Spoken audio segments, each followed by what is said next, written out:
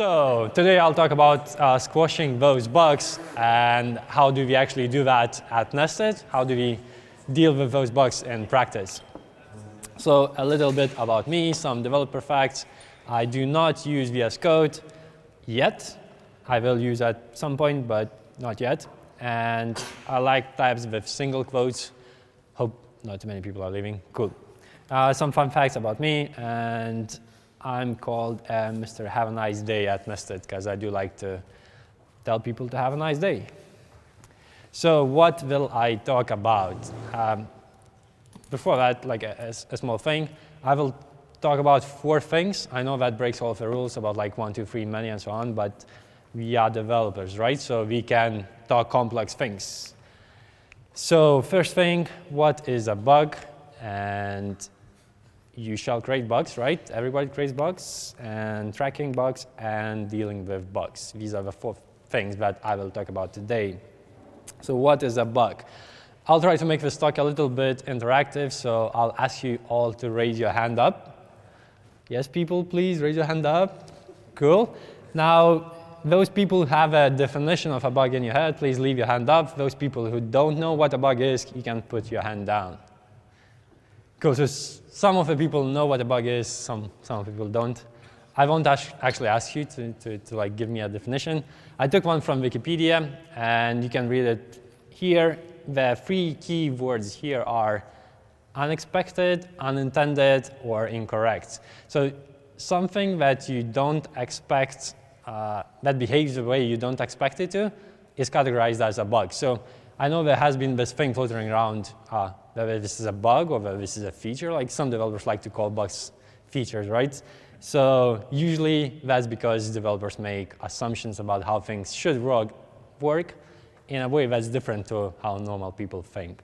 So by now we have like a good definition of what a bug is. It's something that behaves in a different way than you'd expect it to. So you shall have bugs. Same stuff, like everybody raise your hands. Those people who think that they write bug-free code can leave their hand up, and those people who don't think that can put their hand up. Cool, everybody put their hands down. So I'll have to skip this. So reasons why bugs are created. Like, it's inevitable, bugs will happen. Human errors is, in my head, the most common reasons. Like, computers don't make mistakes, people do, and we write code, so it stands to reason that we'll introduce bugs. Changing requirements is one of the things that I just had chat with a guy here, and it's like, especially if you work in a startup, things change daily, weekly, and as soon as you start working on something, this like thing comes up, and like you'll need to rework everything in a different way now, which means that you have to like rethink everything. So again, by doing all of that computation and logic, you are bound to make mistakes. Time pressure is another thing.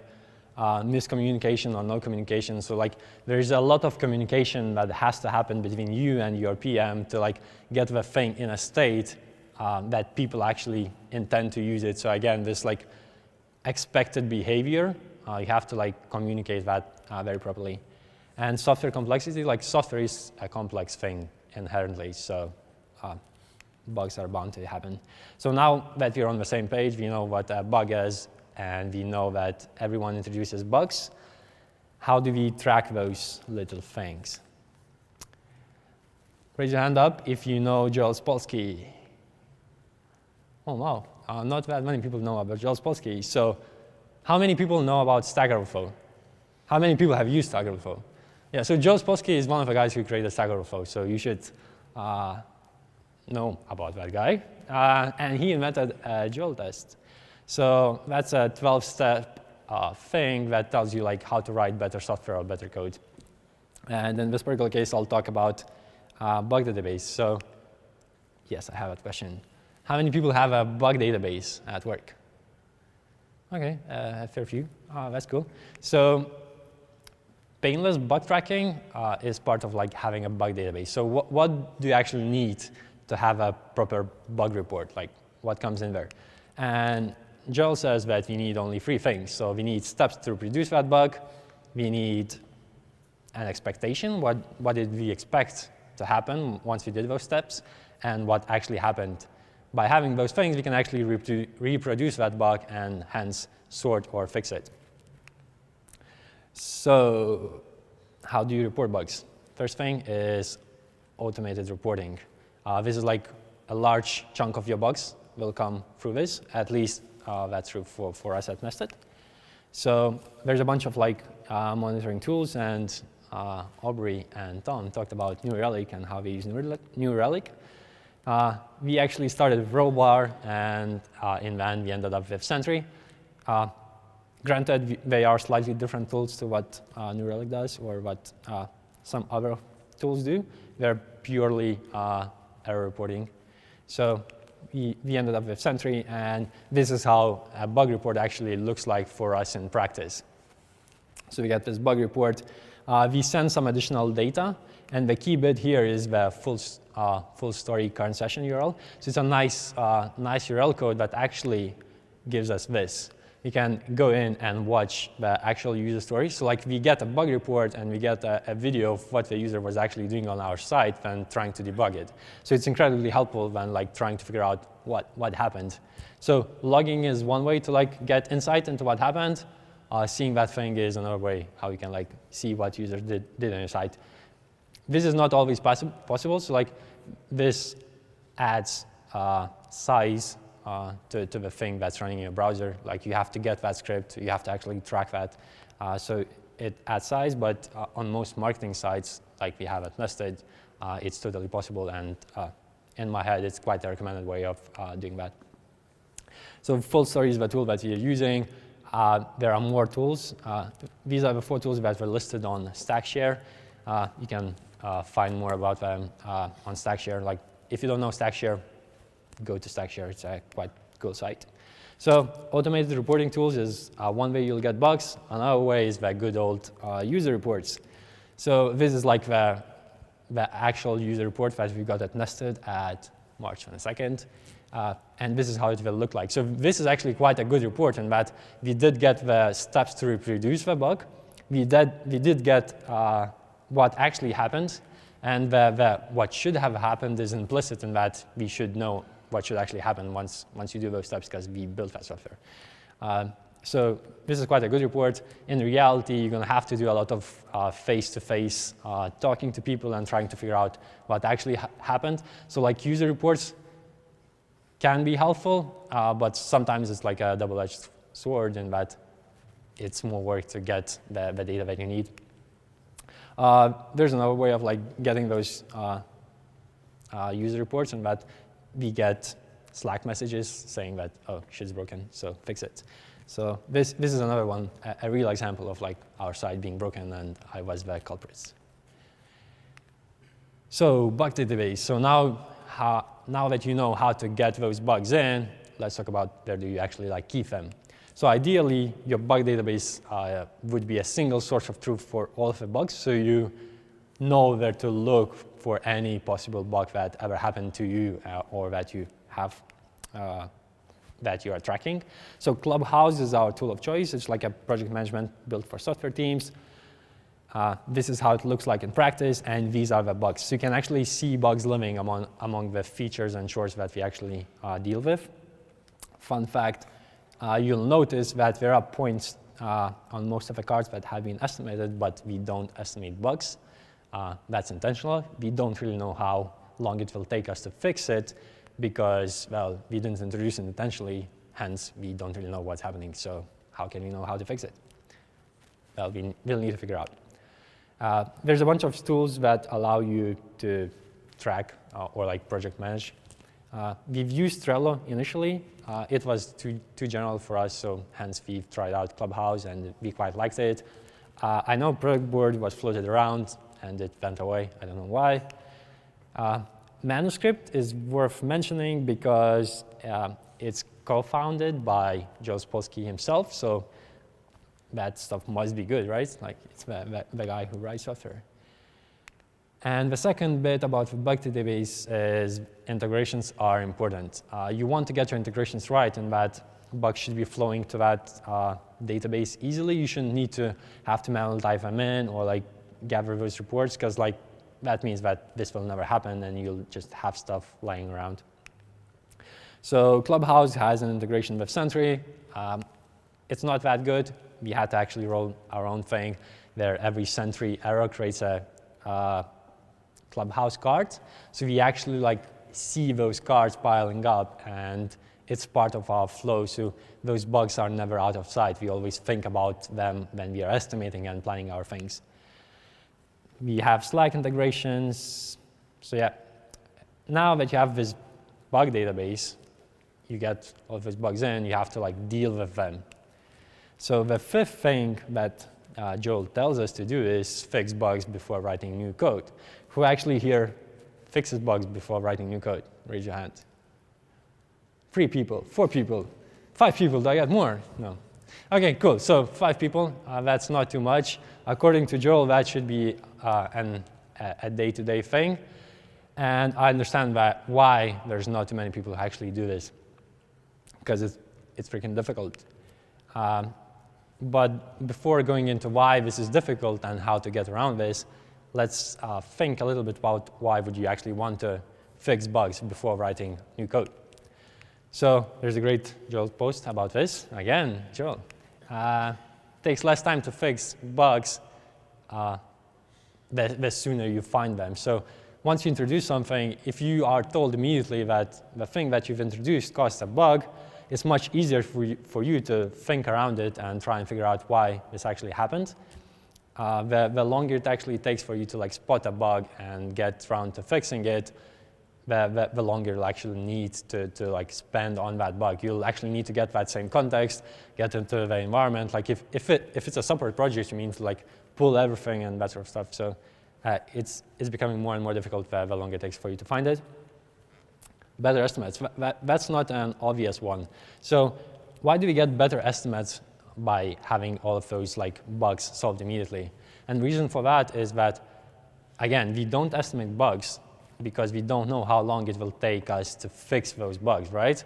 If you knew why the bug was in there and how long it would take you to fix it, you would have fixed it in the first place. So by having those bugs fixed, you'll have a backlog that's only features or things that you're planning to do, which means that it will be easier for you to tell how long it will take you to build something. Because explaining how long it will take you to build something compared to like explaining how long it will take you to fix something that you don't know why it was introduced there in the first place is a different thing. So having no bugs makes your estimates easy in that you can tell these are the things that I'll need to build. I can fairly estimate them fairly well.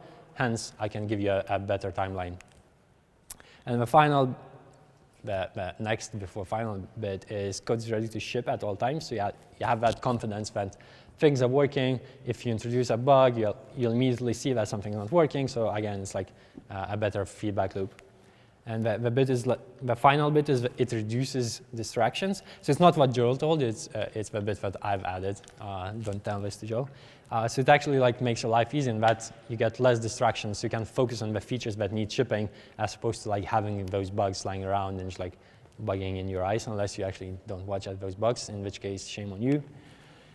So this is the main bit. This is the bit that I'd like you to take away, which is sort bugs before fixing them. So Joel tells you to fix bugs before writing new code, and I'll tell you to sort them before trying to fix them. So what do I mean by sorting them? There's one disclaimer here. Sorting rules are unique to every company. I'll tell you about sorting rules at Nested. For different companies of different sizes, these rules will be different. And I'm sure that these rules will change for us at Nested as well. So first rule, ignore all bugs that don't affect real users. We don't really care about spiders or web crawlers. If you're an e-commerce site, that may be different, and you may really care about this, so don't do that. But if you're at Nested and you're a marketing site, we don't care about you crawlers. This is a real thing. Like, I'll give you examples of like real things that happened and I had to fix. So there was this like pulse point XT3 web scraper. Whoever you are, I don't care about you. Ignore bugs that affect a very small amount of users. So JavaScript is unique, especially if you're developing front end, in that we have a bunch of different environments. Like if you're working on the backend, you have like a nice environment. You have all of the dependencies. You have like your environment and like your cool. Like for JavaScript, you have like hundreds and thousands of browsers. Probably it's around thousands, right? Difference of versions and like users running IE 9, 7, and whatever. So like it's going to be difficult. So we had like one user, one event. We don't really care about these errors, so we just ignore them. Ignore bugs caused by third-party scripts. Again, this is very unique to Nested if you are like an e-commerce site heavily relying on your, I don't know, GTM or something, and like one user is like getting this error, it's likely that more users are getting this. So for you, it may be different, but for us at Nested, like we had this problem with chat widget that we had, and that widget was like causing errors. We didn't really notice anything, so like we don't really have time as a startup to spend our time on fixing bugs in chat widgets, so we don't care about them. There's like a good thing, so like I think Tom mentioned about getting noise from third-party libraries. So you can silence that noise really easily by whitelisting your own URLs. So Sentry has a good blog post about this. But effectively, what you do is you whitelist your own files. And if errors are originating from other files that are not from your domain, you just ignore them. So this is like an easy way to only get your own errors. But there's another option, which is ignoring those errors manually. So again, this is the error that I was telling you about. Text widget coming from frame.something, .js, not our problem. We don't really care about it, so we want to silence it. There's like this trade-off between whitelisting your own stuff and manually ignoring all of the third-party things. So right now, since we are still small at Nested, I can actually manually ignore the errors that I don't care about, but I'm actually aware of like the scripts that are causing those errors. So if something like a chat widget is causing too many problems, I can just replace that widget with another widget, and I'm aware of what's happening. So the fourth bit, ignore bugs which are too expensive to fix due to opportunity costs. This is especially true if you're really small, like relatively small. So at Nested, we are like 70 people. We have 20 people in our engineering team or less. We don't have time to fix all of the possible bugs compared to like the features that we could ship and provide value. So again, Joel Spotsky writes a very good blog post about this one. It's called Hard-Ass Bug Fixing. And this is the bug that we consciously decided not to fix. So it affected 50 users, so it's like a fair number of users over 5 months. And we know why this bug is, sort of know why this bug is happening. It's when you do code splitting, so I'll try to explain this. When you do code splitting, you create a bunch of files which have hashed names. When you make a deploy, those file names change. So when you deploy something, user lands on your page, then you do another deploy, and that user, by having downloaded a couple of files, tries to access those same files from previous deploy, and those files no longer exist. So we actually do get a 404 error, which is an index.html file, and we try to parse it as JSON, which obviously it's not JSON, and it complains. So this happens to a fairly small amount of people. I have no idea how to fix this bug. If somebody has an idea how to fix it, please come chat to me later on. I'd be very grateful. But yeah, we consciously decided not to fix it, and basically we just leave it there in the background. I am aware of it. If somebody comes around and tells me how to fix it, problem solved, and I don't have to actually do too much work. So the fifth bit is report and, if possible, fix bugs that are caused by third-party libraries. So recently, we are using this CSS and JS library called style components, and we recently had an issue with server-side rendering. Styles have been accumulated unnecessarily, and it caused our app to be really slow. Don't use CSS and JS. Don't. So we had this bug. We reported this bug. We helped to debug this bug. And the fix was released, so we had to update it. Like, be a good citizen, contribute to the open source, help out whenever you can. And the final bit, once you've discarded all the bugs that you don't need fixing, you've sorted them, now you can fix the rest of the bugs. So the bugs that are left are actually important, so you should be able to fix them. So last 2 bits, ignoring bugs, config versus UI. You can ignore bugs in your configuration files. That means that you'll need to ship code to like master, so that would go through the whole procedure of like opening a pull request, getting some people to sign off, that sort of stuff, versus UI, which allows you to like ignore bugs in a more powerful manner. So you can ignore bugs for some users, or like for a certain amount of time. My preference is to ignore bugs in the UI. It's more powerful, it's faster, and I can actually keep track of those ignore rules in one place across multiple apps. So it's much more powerful and useful. And yeah, here you can see the ignored error, and it actually like tells you for how long it has been ignored and how long it will stay that way. And the second bit is separate environmental variable for bug reports. So the bit that we did in the beginning was like report bugs if it's production. Yay, that sounded cool. But then we started to wanting to test production environments locally or in CI. And turns out that we've got a bunch of bug reports that frankly we didn't really care about, because we knew about them because we are actually testing that thing right now. So by having a separate environmental variable for bug reporting, you actually save yourself the hassle of having to like sort those bugs that shouldn't be there in the first place. So the thing that we ended up having is fully qualified domain name as the differentiating factor. So if the URL that you get this bug on is actually nested.com, then we report that bug. If it's localhost, if it's app.nested.test or whatever, we don't really care about it. So it's a useful tip. So things I've covered. What is a bug? You will create bugs if you haven't known that. Tracking bugs, reporting bugs in bug databases. How would you go about dealing with bugs? Fix bugs before writing new code. The key bit, sort bugs before fixing them.